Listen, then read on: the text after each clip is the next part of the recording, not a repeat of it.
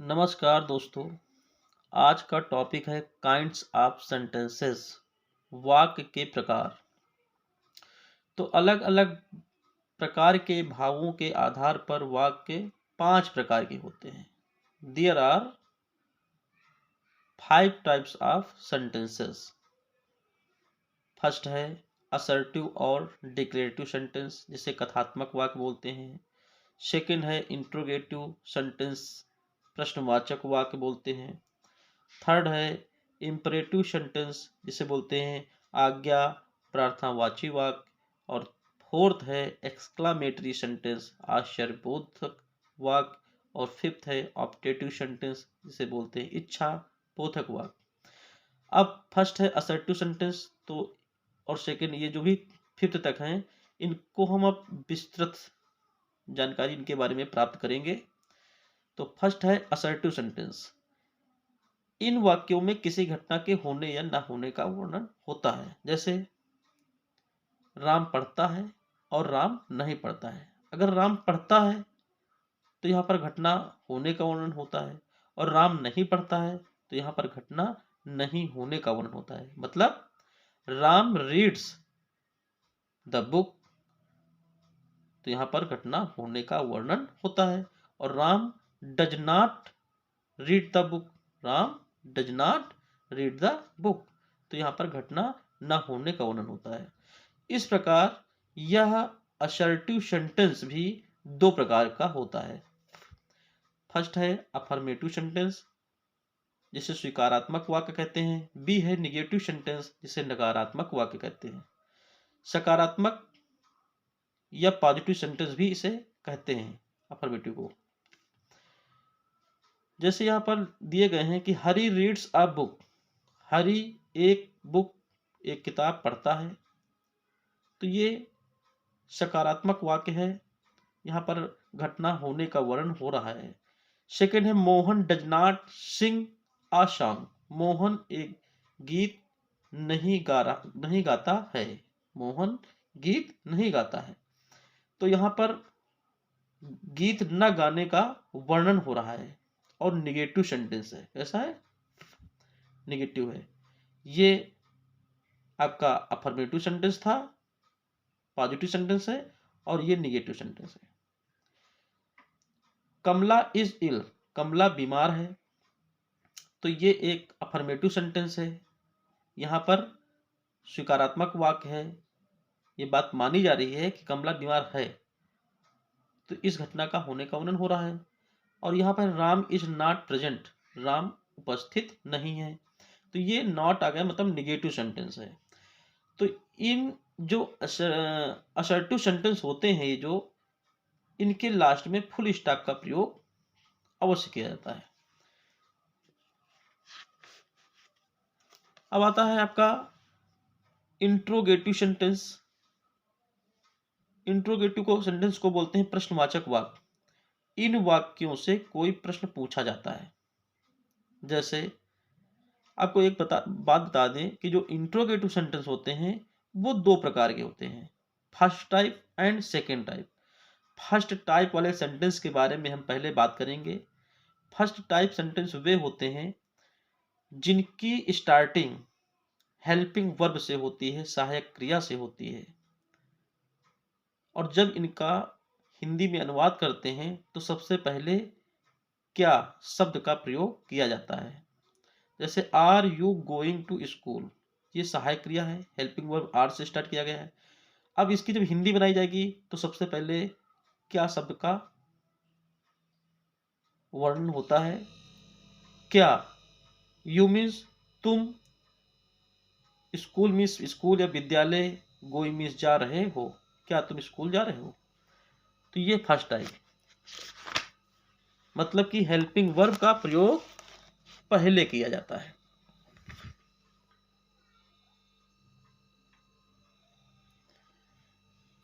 Second है do they like the coffee, यहां पर भी आप देख सकते हो डू का प्रयोग हुआ, मतलब कि सहायक क्रिया का प्रयोग सर्वप्रथम किया गया है। जब इसकी हिंदी बनाई जाएगी तो सबसे पहले क्या शब्द का वर्ण होता है? Do they like the coffee, क्या वे कॉफी लाइक मीन्स पसंद करते हैं, ये देख सकते हैं आप, क्या वे कॉफी पसंद करते हैं। अब हम आते हैं, इस तरह से आप इनको देख सकते हैं, विल, हैव, ये भी हेल्पिंग वर्ब से ही शुरू हुए हैं। और इनकी जब हिंदी बनाई गई है तो सबसे पहले क्या शब्द आता है। अब आते हैं हम सेकेंड टाइप पर, what do you learn in your school. तो जो सेकेंड टाइप के सेंटेंस होते हैं, तो इनकी जो स्टार्टिंग होती है, इन सेंटेंस की जो स्टार्टिंग होती है वो प्रश्नवाचक शब्दों से होती है। What, who, why, how, where, when, ये जो प्रश्नवाचक शब्द हैं ये सबसे पहले वाक्य के प्रारंभ में आते हैं। और जब इनकी हिंदी बनाते हैं तो इन शब्दों, इन प्रश्नवाचक शब्दों की जो हिंदी होगी वो वाक्य के बीच में जाती है। जैसे what do you learn in your school, you means, तो इनकी हिंदी यहां से लेते हैं, यू मीन्स तुम, योर स्कूल मीन्स अपने विद्यालय, इन मीन्स में, व्हाट मीन्स क्या, लर्न मीन्स सीखते हो। तो यहाँ पर देखा ना आपने क्या शब्द बीच में आया, तुम अपने स्कूल में क्या सीखते हो, तो ये देखिए क्या शब्द बीच में आया, व्हाट का जो हिंदी में मीनिंग है वो क्या वाक्य के बीच में आया है। इसी तरह देख सकते हैं हम, who goes to temple daily, who goes मतलब टेम्पल, टेम्पल मीन्स मंदिर, डेली मीन्स रोज, हु मीन्स कौन, गोज मीन्स जाता है। मंदिर रोज कौन जाता है या डेली कौन जाता है, प्रतिदिन कौन, रोज कौन जाता है, तो कौन शब्द वाक्य के बीच में आया है। जबकि जब इंग्लिश बनाते हैं तो इसको हम सेंटेंस के प्रारंभ में लिखते हैं। इसी तरह से वाई है और हाउ है। और इन सेंटेंसेस, जो ये प्रश्नवाचक वाक्य हैं, इंट्रोगेटिव सेंटेंस हैं, तो प्रश्नवाचक होने के कारण इन वाक्यों के अंत में प्रश्नवाचक चिन्ह, इसे बोलते हैं इंट्रोगेटिव साइन, अवश्य बनाते हैं। चलिए अब हम चलते हैं इंपरेटिव सेंटेंस के पास। इंपरेटिव सेंटेंस, इंपरेटिव सेंटेंस जिस वाक्य से आज्ञा, प्रार्थना, सलाह या प्रस्ताव का भाव व्यक्त होता है उसे हम इंपरेटिव सेंटेंस कहते हैं। जैसे लिखा है, bring your book to me, अपनी जो पुस्तक है, किताब है, मी मीन्स मेरे पास, ब्रिंग मीन्स लाओ, अपनी पुस्तक मेरे पास लाओ। तो यहां पर आप देख सकते हैं कि एक ऑर्डर दिया जा रहा है, एक आज्ञा की बात है इसमें कि अपनी पुस्तक मेरे पास लाओ, give me your book please. अब यहां पर प्लीज है मतलब कृपया, यहां पर रिक्वेस्ट किया जा रहा है, प्रार्थना की जा रही है, तो प्रार्थना का भाव इसमें इस सेंटेंस में शो हो रहा है कि give me your book please, कृपया योर बुक अपनी किताब मुझे दे दो, मी मीन्स मुझे, गिव मीन्स दे दो। Help the needy, needy means क्या होता है, जरूरतमंद की मदद करो। तो इस सेंटेंस से ये पता चल रहा है कि इसमें क्या दिया जा रहा है।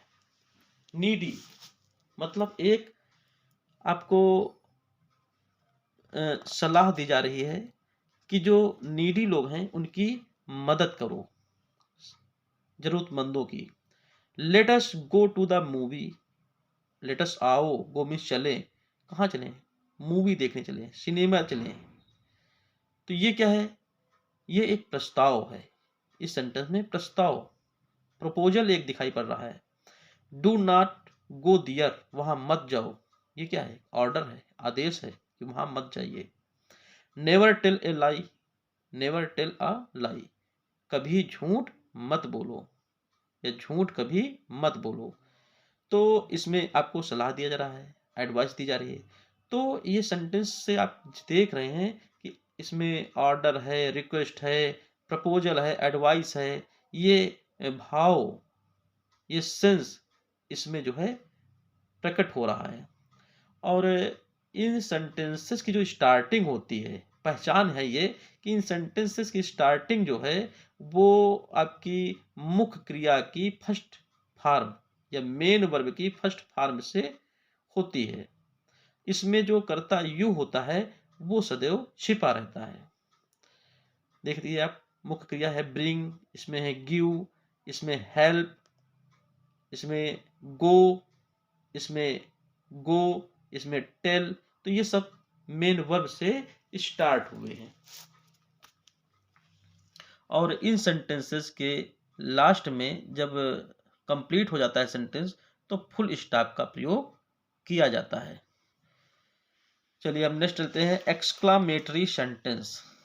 एक्सक्लामेटरी सेंटेंस, एक्सक्लामेटरी सेंटेंस जिस वाक्य में कोई आश्चर्य, हर्ष, शोक, भय, करुणा, घृणा आदि का भाव प्रकट होता है वह एक्सक्लामेटरी सेंटेंस होता है। एग्जाम्पल से देखते हैं।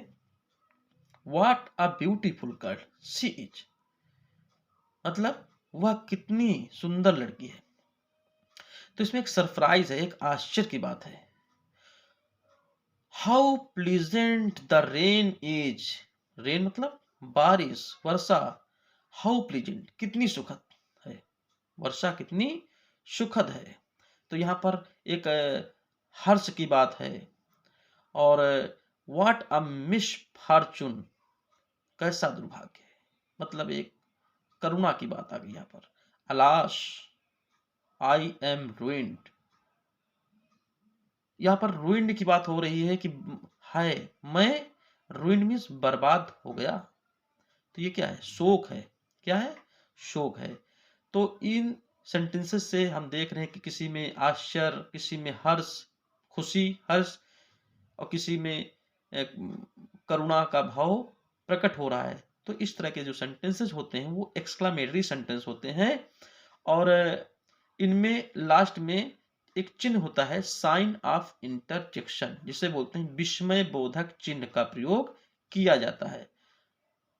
तो इस तरह से आप पहचान भी सकते हैं कि what a beautiful, how pleasant, what a misfortune और अलास। इस तरह के जैसे सेंटेंस के प्रारंभ में वर्ड्स आते हैं और साइन ऑफ इंटरजेक्शन लगा होता है तो हम समझ जाते हैं कि ये एक्सक्लामेटरी का सेंटेंस है। कुछ इसमें और भी पहचान होते हैं, जैसे होता है अलास, दुख की अवस्था में अलास का प्रयोग करते हैं। हुर्रा, जब हमारे पास हर्ष की बात होती है, खुशी की बात होती है तो हुर्रा। ब्रेवो, अगर बहादुरी की बात है तो ब्रेवो का प्रयोग करते हैं। और दुख की बात होती है तो ये देख सकते हैं आप, यहाँ पर अलास का प्रयोग किया गया है, अलाश, हाय।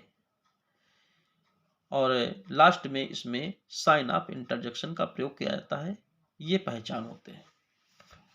अब हम चलते हैं ऑप्टेटिव सेंटेंस के पास। किसके पास, ऑप्टेटिव सेंटेंस, जिस वाक्य में कोई आशीर्वाद, अभिशाप या कामना मतलब इच्छा व्यक्त होती है उस वाक्य को ऑप्टेटिव सेंटेंस कहते हैं। अब इनको आप देख सकते हो, मे यू लिव लॉन्ग, ये एक आशीर्वाद है। मे यू लिव लॉन्ग, ईश्वर करे आप लिव लॉन्ग मतलब दीर्घायु हो, ये कामना की जा रही है। ये क्या है, एक आशीर्वाद है, कामना की जा रही है।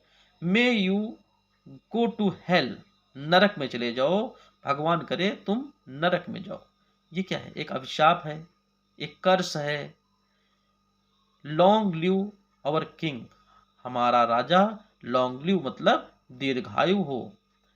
तो ये क्या है, एक कामना की जा रही है, एक इच्छा व्यक्त की जा रही है। तो इन सेंटेंसेस से ये भावों का पता चल रहा है कि यहाँ पर आशीर्वाद, अभिशाप और कामना मतलब इच्छा व्यक्त की जा रही है। तो ये ऑप्टेटिव सेंटेंस हैं। और इन सेंटेंसेस के लास्ट में साइन ऑफ इंटरजेक्शन भी होता है। ऑप्टेटिव में भी साइन ऑफ इंटरजेक्शन होता है, और सॉरी एक्सक्लामेटरी जो ऊपर थे, इन सेंटेंसेस के लास्ट में भी साइन ऑफ इंटरजेक्शन का चिन्ह का प्रयोग होता है। और जो ऑप्टेटिव सेंटेंस हैं इन सेंटेंस के लास्ट में भी साइन ऑफ इंटरजेक्शन का प्रयोग होता है, विस्मय बोधक चिन्ह का प्रयोग किया जाता है। इनकी अधिकतर पहचान क्या होती है कि इन वाक्यों के प्रारंभ में सहायक क्रिया लिखी होती है। ठीक है, और ऐसे वाक्यों के अंत में एक्सक्लामेटरी मार्क या चिन्ह लगाया जाता है। तो आप लोगों ने अच्छे से समझ लिया होगा। अगर आप लोग ये वीडियो 2-3 बार देखेंगे तो निश्चित रूप से जो 5 प्रकार के इंग्लिश में सेंटेंस हैं भाव के आधार पर, उनको आप अच्छे से समझ पाएंगे। अगर आपको ये वीडियो यूज़फुल लग रहा हो, नॉलेजफुल हो, तो आप इसे लाइक करें और हमारे चैनल को सब्सक्राइब कर लें। धन्यवाद।